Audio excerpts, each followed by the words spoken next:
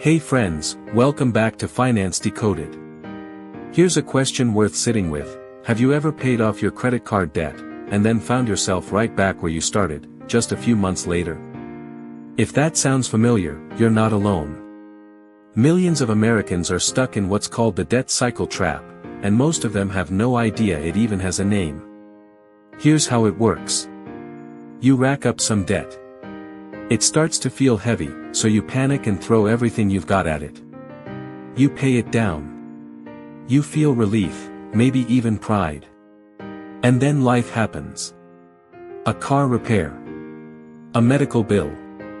A slow month at work. And just like that, the card comes back out.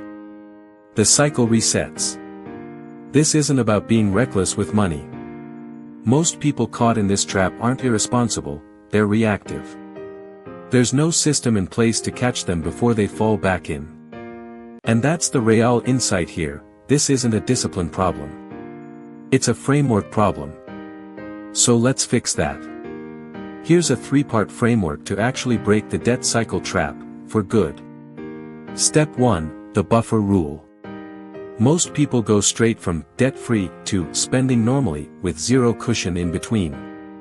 So when life throws the next curveball, the credit card is the only option left.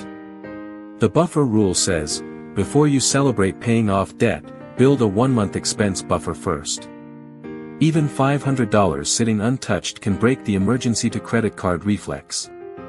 Think of it this way, paying off debt without a buffer is like patching a leak without turning off the water. It's going to leak again. Step 2, the debt ladder. This is about order, not just intensity.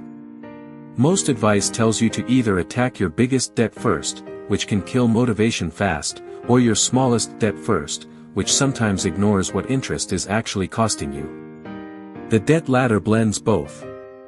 List every debt by interest rate, but choose your first target based on which one is emotionally easiest to eliminate. Small wins build momentum. And momentum is what survives real life, when motivation alone won't.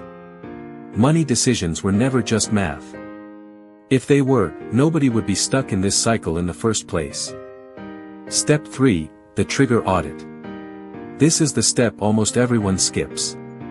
Once the debt is paid off, most people never stop to ask why they got into debt in the first place. So the same trigger fires again, and the cycle repeats. The trigger audit means sitting down and identifying the exact moment your debt started climbing. Was it subscription creep? An emotional purchase? A gap in income? A one-time shock you simply weren't prepared for? Once you know your trigger, build a specific defense for it.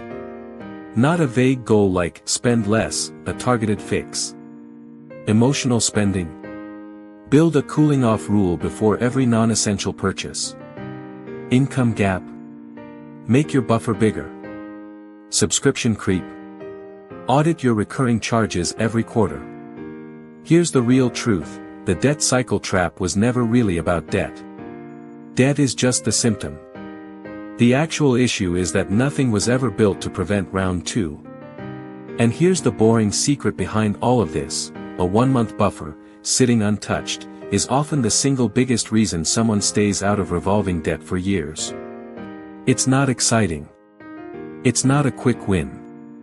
But boring systems beat exciting effort, every single time. So if you've paid off the same debt more than once, you're not failing. You're just missing a framework. Build your buffer first. Order your payoff by momentum, not just math. And audit your trigger honestly, so the cycle doesn't get a chance to repeat. That's how you exit the debt cycle trap, not just for a few months, but for good. If this hit home, drop a comment and let us know, which trigger sounds most like your story. Like this video if it helped, subscribe for more real talk on money psychology, and we'll see you in the next one.